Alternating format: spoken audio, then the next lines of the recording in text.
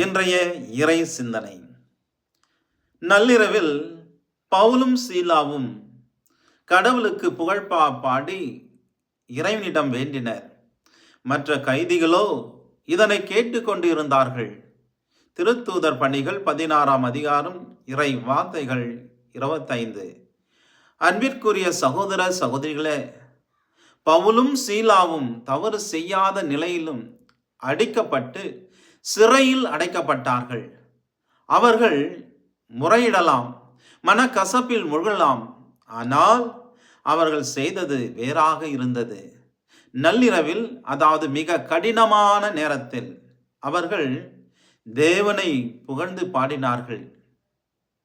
அவர்கள் அறிந்திருந்தார்கள், புகழ்ச்சி ஜெபம் பயத்தை முறியடிக்கும், புகழ்ச்சி ஜெபம் சங்கிலிகளை உடைக்கும் என்று, புகழ்ச்சி ஜெபம் தேவனுடைய வல்லமையை அழைக்கும் என்று.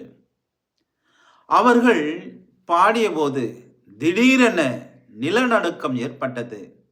சிறை கதவுகள் திறந்தன, சங்கிலிகள் விழுந்தன. தேவன் அவர்களை விடுதலை செய்தார்.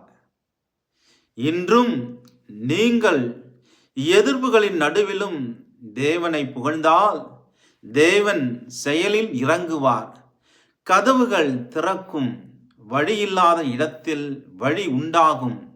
இன்றே ஒரு புகழ்ச்சி ஜெபம் உங்கள் இதயத்தில் எழும்பட்டும்.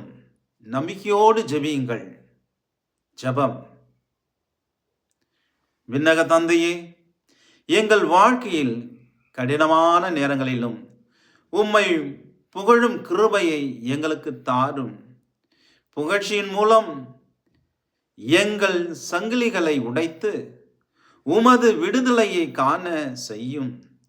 இயேசுவின் நாமத்தில் ஜெபிக்கின்றோம் எங்கள் நல்ல பிதாவே. ஆமேன், ஆமேன். எல்லாவல்ல அன்பிறைவன் தந்தை, மகன், தூய ஆவியார் உங்களை ஆசீர்வதிப்பாராக.